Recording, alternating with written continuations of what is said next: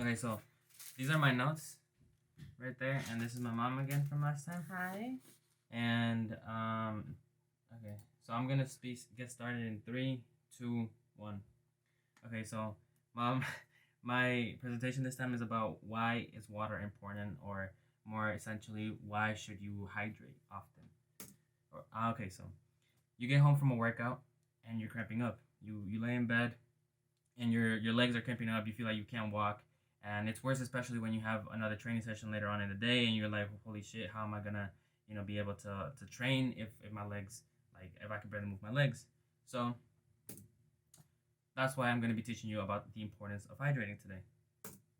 So why me?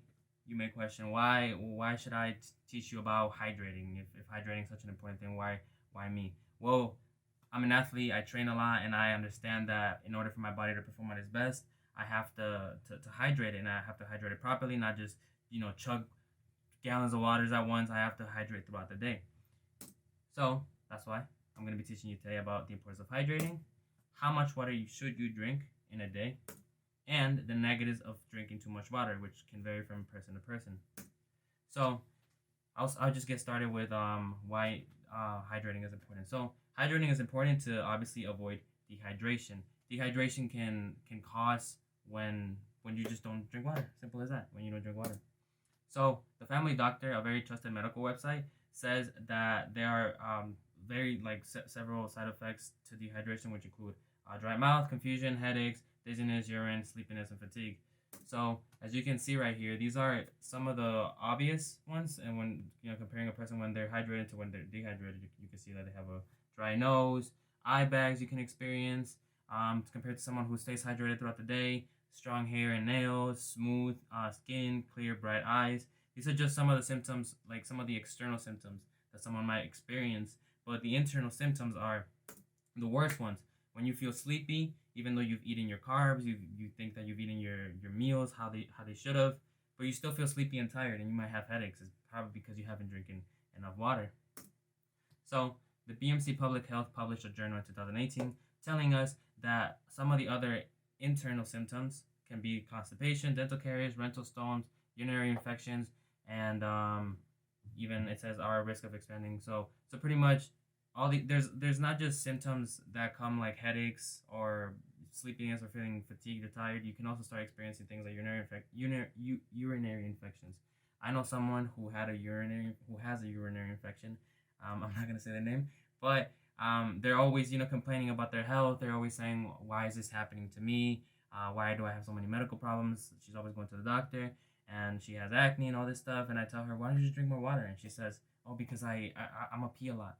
And I tell her, "Well, that's what happens when we drink a lot of water, but drinking water literally solves a lot of things." I think that I don't get acne specifically because I drink a lot of water, not because I take all these like creams and stuff for my face. I don't take any of that. I just simply drink enough water. So drinking enough water is good throughout the day, but how much water should you drink in a day? So in 2021, a magazine was published by the Physiologist magazine, The Science of Hydration, and they said that just as a regular person should be eating 2,000 calories a day, specifically males, maybe females, if they eat 2,000 calories a day, they should also be consuming 64 ounces of water in a day. However, they also acknowledge that that isn't the same for everybody. And why is that? That's because everybody is different. Okay, so you may be shorter, you may be taller, you may be weight more or less, depends on even where you live in the world, because even things like the weather can affect how much water should you be drinking. It depends on how much you exercise, for example, if it's cold outside, if it's hot, if it's rainy, if it's windy, all these things depend. So not every day you're gonna drink the same amount of water, and not everybody's gonna drink the same amount of water. You just have to feel your body. You have to talk to your doctor and see what is right for you. So the same magazine said that you're supposed to drink 5 to 7 milliliters of fluid per kilogram of body weight at least 4 hours before a workout. So this is specifically for athletes that put in a lot of hours in the gym or in training sessions. You're supposed to drink a lot of water before your workout begins, because if you show up, like same with feeling fatigue, if you show up to your workout and you haven't drinking water throughout the day and you just want to chug a bunch of water, usually that's just not going to it's not going to make you feel untired. You're going to go to the gym and you're going to feel tired still, and you're not gonna know why, but it's because you haven't drinking enough water.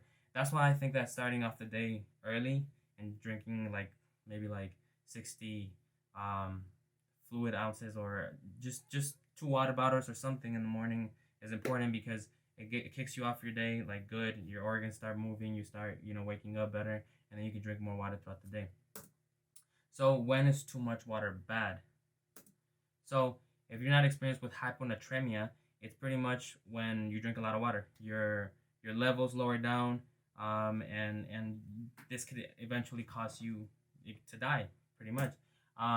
So how is water like bad? So okay, so there was a lady in I believe I don't know I'm not sure what year it was, but she passed away because in a radio competition, um, they were gonna give away a Wii, and they said to the competitors that whoever drank the most water was gonna win the Wii, and they had to drink 8 fluid ounces of water every 15 minutes. Now I'm not sure how much she drank, but she must have drinking a lot for that to cause her death. So drinking too much water is bad. Especially like I said again, like when you don't drink. Let's say that you wake up at like 1 p.m. Right? You don't drink water at all. You have your workout at like 8 p.m.